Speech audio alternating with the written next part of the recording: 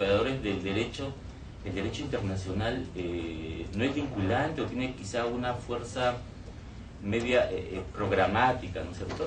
A mí me parece que no es casualidad, por ejemplo, que el Congreso haya expedido decretos legislativos, no obstante que el Congreso tiene una facultad legislativa, que duda cabe.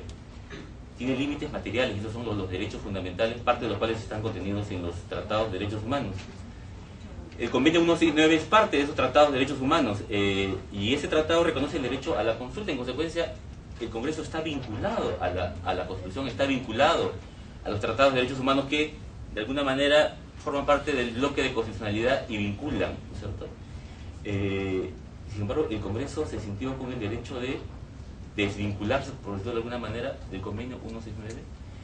Yo me he tocado, digamos, a veces enseñando en la Academia de la Magistratura, el año pasado, un curso fuera de Lima, trabajando con unos magistrados, una magistrada me confesó de que nunca había escuchado hablar del convenio 169 y que en su diario trabajo no se invocaba la jurisprudencia internacional, no solamente las convenciones, sino también la jurisprudencia, las reglas vinculantes contenidas en la jurisprudencia de la Corte Interamericana, a pesar que el Tribunal Constitucional ha dicho en reiterada jurisprudencia que no solamente vincula las convenciones, sino la ratio decidente de las decisiones, incluso cuando el Estado no ha sido parte. Entonces, en ese contexto, la decisión en el caso de Frontón nos parece interesante, ¿no es cierto?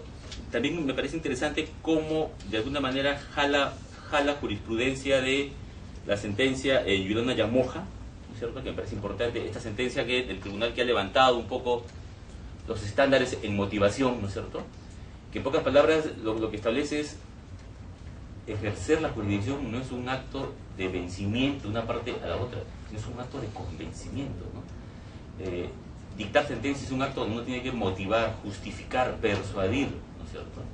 Hay una parte también muy interesante donde trabaja la función de la motivación, ¿no? No cita la sentencia Juan Carlos Calegari, que también trabaja el tema de discrecionalidad e intervención de la arbitral, pero creo que es importante. Para terminar, ¿qué cosa nos parece a nosotros pendiente? Hay un debate que hubo hace un tiempo y es si los jueces, digamos, incurrían en responsabilidad disciplinaria si no acataban un precedente vinculante. Hubo una especie de contrapunteo entre la OCMA, el Consejo Ejecutivo del Poder Judicial, ¿no es cierto? Creo que es un tema que hay que trabajarlo más, ¿no es cierto? Hemos incorporado una institución del mundo anglosajón que es la jurisprudencia. Creo que también hay que trabajar todo el tema de, digamos, jurisprudencia, si la jurisprudencia es parte o no es parte del sistema de fuentes. Creo que eso es parte de lo que es, yo creo que el control democrático de los jueces. Los jueces tienen poder, que es lo que cabe, pero también yo creo que es necesario, y aquí termino, mecanismos efectivos para controlar la actividad jurisdiccional, porque también ellos están vinculados a la Constitución, están vinculados a las garantías del debido proceso. Creo que, digamos, sentencias como la de El Frontón, yo creo que resultan vitales, ¿no? Muchas gracias.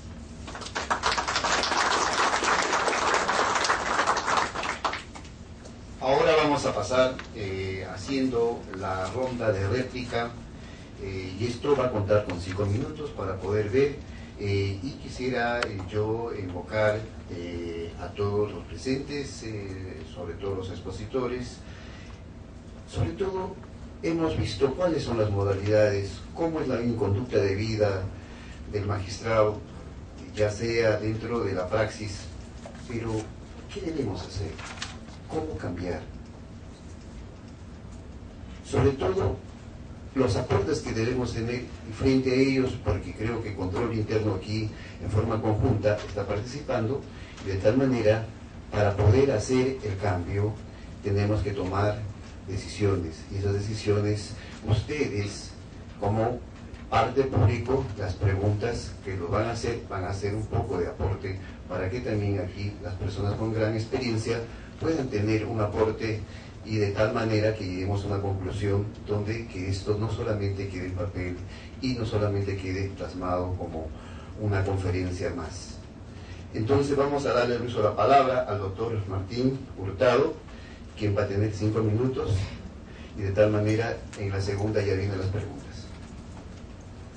Con ustedes el doctor Martín Hurtado.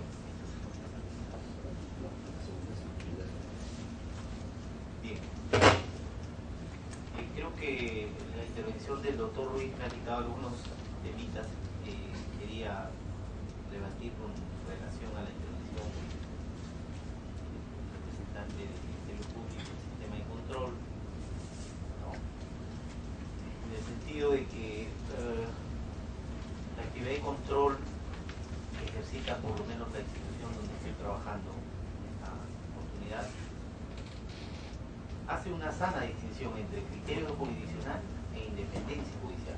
Creo que hay dos temas ahí que ponemos en la balanza siempre. Y me gustaría que todos ustedes, los que están presentes, le den una pequeña lectura a esta sentencia del caso Frontón.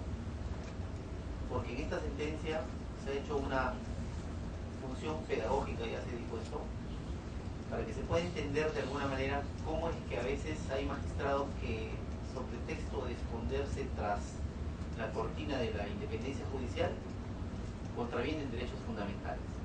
Y fundamentalmente la afectación al debido proceso es el elemento periférico de un expediente judicial donde sí la OMA puede entrar. Todos los que estamos acá sabemos que los sistemas de control no pueden entrar a cuestionar el criterio jurisdiccional. Eso está ahí, consagrado en la Constitución, ha sido seguido por el Tribunal Constitucional. Y en esa situación el órgano de control no entra de ninguna manera. Entonces creo que hay que ponderar estos dos elementos, y cuando el elemento criterio jurisdiccional e independencia judicial se encuentra con el sistema de control, estos dos elementos deben verificarse para determinar si es que la irregularidad denunciada a través de una queja o en la investigación abierta afecta fundamentalmente el debido proceso. Creo que esto es lo que ocurrió básicamente en el caso Frontón. Ya salió de la OMA, por eso que nos atrevemos a hacer algún tipo de análisis sobre el particular a raíz de lo que ha señalado el doctor. Ahora, respecto de lo que se dijo, ¿cómo es que en temas debatibles la OMA puede entrar y sancionar, o por lo menos investigar?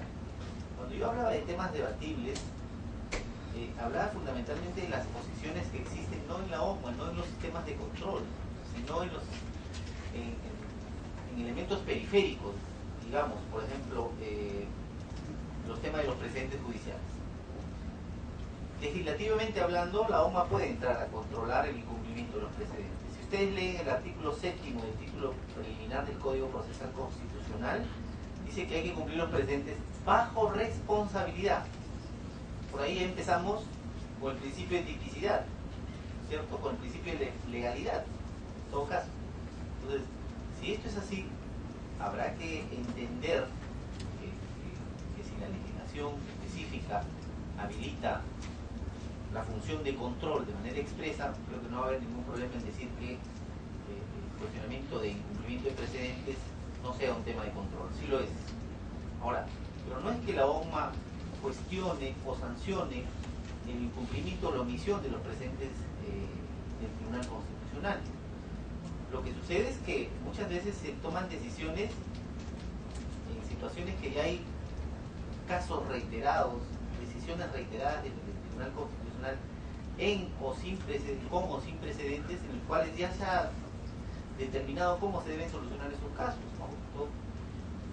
En ese tipo de situación, el magistrado dicta una resolución sin citar el precedente, es decir, lo esconde, lo guarda, ¿no? Porque si el magistrado cita el precedente y lo destruye en su argumentación, ¿qué sanción puede merecer un magistrado en ese sentido? Ninguna, absolutamente ninguna. Lo que sucede es que a veces se desvía uno del precedente y encuentra otros elementos periféricos. La admisión de la demanda, cuando es contencioso y se admite en amparo, sin ninguna motivación de por qué estoy haciendo un cambio de vía procedimental, es un elemento que pone en evidencia, más que la omisión del precedente, un tema de favorecimiento. Entonces, no es que la OMA esté decidida, y es cierto, ahí hubo un desencuentro no con esa gestión, sino con la anterior, entre OMA y el Consejo Ejecutivo, que creo que ya se diluyó, ¿no? La idea es que si hay un precedente vinculante y el magistrado debe tomar una decisión y no está de acuerdo con el precedente, pues la argumentación va a ser su mejor protector.